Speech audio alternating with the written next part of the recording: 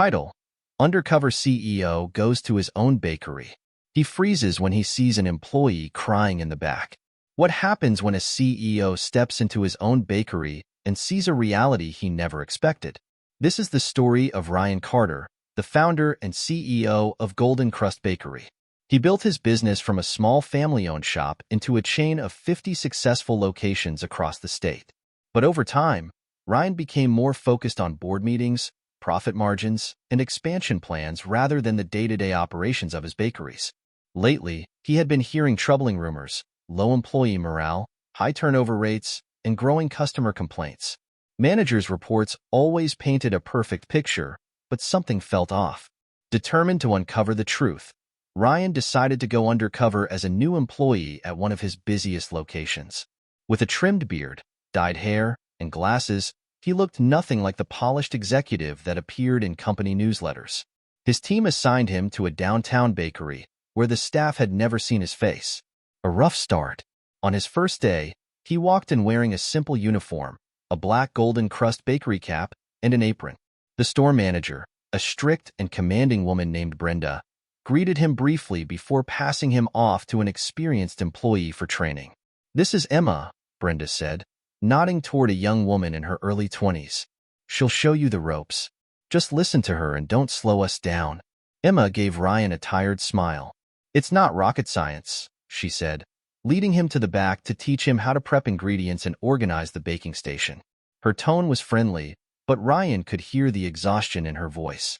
As the morning rush hit, the bakery became chaotic.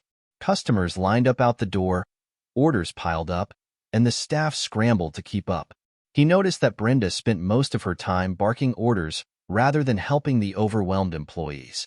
Emma, on the other hand, was everywhere, taking orders, running pastries to tables, and assisting the cashier. At one point, Ryan suggested, "Emma, why don't you take a quick break?" She shook her head, forcing a tired smile. "If I stop, everything falls apart. That's just how it is here." By lunchtime, Ryan was already exhausted. He had expected hard work, but what he hadn't expected was the toxic environment. Brenda constantly criticized employees, embarrassing them in front of customers. When a teenage employee, Lily, made a minor mistake at the register, Brenda snapped, "Pick up the pace, or you won't last here." Ryan clenched his jaw but stayed quiet. He needed to observe more before taking action. A hidden struggle. Later that afternoon, while carrying trays to the back, Ryan froze. He heard quiet sobbing from the storage room. Peering around the corner, he saw Emma sitting on an overturned crate, her face buried in her hands. "Emma," he said softly. She quickly wiped her tears and forced a weak smile. "Sorry, just give me a minute." Ryan crouched down beside her. "What's going on? Are you okay?" She hesitated before sighing. "I've been working back-to-back shifts because we're short-staffed. I asked Brenda for a day off last week, and she said if I couldn't handle it, I should quit. But I can't afford to quit.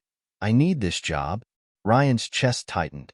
The reports he had received from Brenda made it seem like the store was thriving, but clearly, that was far from the truth. He knew he had to do something. Time for change. The next morning, Ryan arrived at the bakery early. As Emma set up the pastry case, he struck up a conversation. "Is it always this hectic here?" he asked casually. Emma gave a bitter laugh. "Pretty much. We're constantly short on staff, and people don't stay long. Either Brenda drives them out, or they burn out on their own." "Why doesn't anyone report this to corporate?" Ryan asked. Emma hesitated. "You're new, so let me save you some trouble. Brenda makes the numbers look good, and as long as sales are high, corporate doesn't care what happens behind the scenes." Ryan felt sick. He had trusted his management team to uphold company values, but hearing this confirmed how far things had strayed. That afternoon, after observing even more issues, he had seen enough. The big reveal. The next day, Ryan returned to the bakery, but this time, as himself. No disguise. No apron. Just the CEO of Golden Crust Bakery. The moment he walked in, Emma and Lily froze. Customers and employees alike turned to stare. Brenda, who had been scolding another employee, paled when she recognized him. "Mr. Carter, what a surprise. What brings you here?" she stammered, gripping her clipboard tightly. Ryan didn't answer her immediately. Instead, he turned to Emma and Lily. Can you two step into the back for a moment? I need to speak with Brenda privately. Once alone in the office, Ryan didn't hold back. I spent 2 full days undercover in this store, he said. I saw how you treat your employees, how you belittle them, overwork them, and create a toxic environment. This isn't leadership, this is bullying. And it ends today. You're fired. Brenda's mouth fell open. Wait, Mr. Carter, please. My decision is final, he said firmly. Golden Crust Bakery will not tolerate this kind of behavior. After Brenda left, Ryan gathered the employees and made an announcement. Starting today, we're making changes. We'll hire more staff to ease the workload, provide better support, and ensure that every store is a place where employees feel valued. Emma, I want to recognize your dedication. You're being promoted to assistant manager with a well-deserved raise. Emma's eyes widened. Wait, are you serious? Absolutely. And Lily, we're making sure you get the training and support you need to feel confident in your role. Lily looked like she might cry, but this time, out of relief. Thank you, she whispered. A new beginning. 2 weeks later, Ryan visited the bakery again. This time, the atmosphere was completely different. Employees smiled, the work environment was positive, and a new manager, Rita, was actively supporting the team. Emma, now wearing an assistant manager badge, was confidently leading the team. A customer approached her. The service here has been amazing lately. It's a pleasure to come in now. Emma beamed. Thank you so much. That means a lot.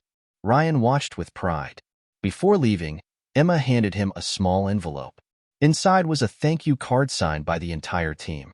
You didn't have to do this, Emma said, but you did, and it made a world of difference. Ryan smiled. Golden Crust Bakery is nothing without its people, and I promise, we will always put our people first. Lessons from the story. A great leader stays connected with their employees and understands their struggles firsthand. A toxic work environment not only harms employees, but also affects customer satisfaction and company reputation. True leadership is about valuing and uplifting employees, not just focusing on profits. Every business should prioritize a positive workplace culture where employees feel heard, supported, and respected. Taking action to improve workplace conditions leads to better morale, stronger teams, and long-term success. Call to action. What do you think about this story?